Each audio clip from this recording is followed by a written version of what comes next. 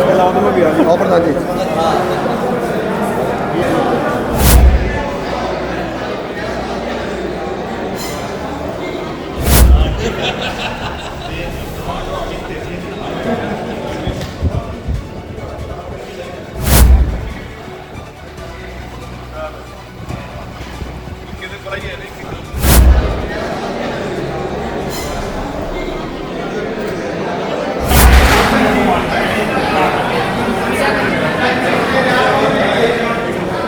पंजाब द्वारा हरियाणा का पानी रोकने पर पूर्व मंत्री कंवरपाल गुर्जर ने कहा कि यह गैर जिम्मेदाराना है।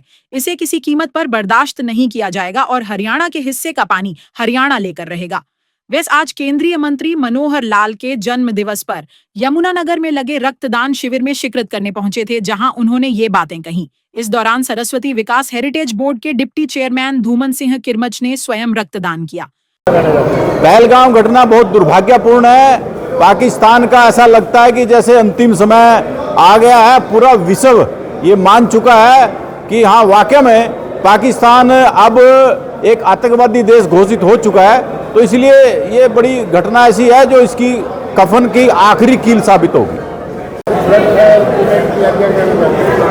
देखिए, आज माननीय मनोहर लाल जी श्रद्धेय, जिन्होंने सारा जीवन, जैसा कि माननीय मंत्री जी कंवरपाल जी ने कहा, अपना भारतीय जनता पार्टी को, समाज को दिया है, तो उनके इस शुभ अवसर पर हम सब मिलकर, सभी कार्यकर्ता मिलकर एक ऐसा आयोजन पूरे प्रदेश में, मुझे लगता है कि आज लाखों लोग अपना ब्लड दान देंगे, क्योंकि इन्होंने अपना सारा जीवन समाज के नाम किया है।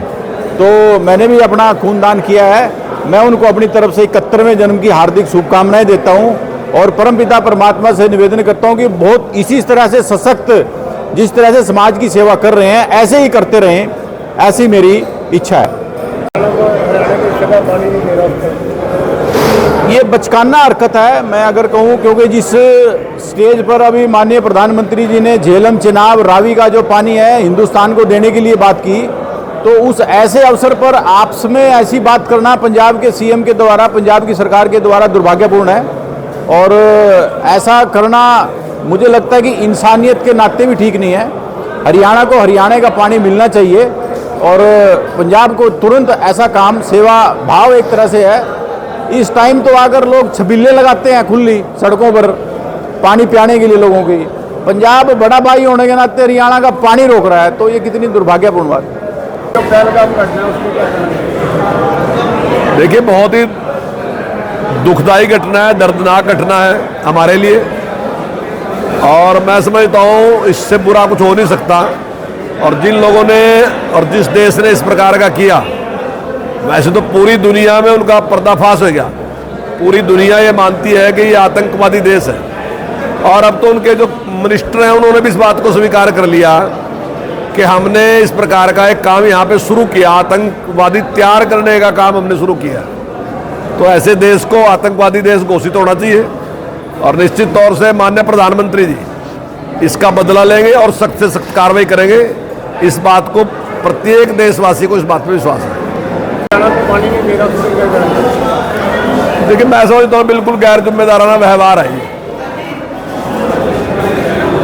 हम सब के सब भारत के नागरिक हैं, और जो स्टेट है, उस स्टेट केवल कानून व्यवस्था के लिए इस प्रकार से अलग अलग स्टेट बने, तो उसमें इस प्रकार का व्यवहार मैं समझता हूँ उचित नहीं है। जो हिस्सेदारी है वो सबकी जिम्मेदारी है देने की, और जो भी हमारे हिस्से का पानी है, जो हमारी जरूरत है, तो मैं नहीं समझता हूँ केवल उस पर राजनीति कर रहे, जो कि दुखदाई है और देश के पक्ष में नहीं है, देश और समाज के पक्ष में नहीं है। तो मैं समझता हूँ बैठ के इसका समस्या का समाधान करना चाहिए, और जो हरियाणा के हिस्से का पानी है वो तुरंत रिलीज करना चाहिए वहाँ से।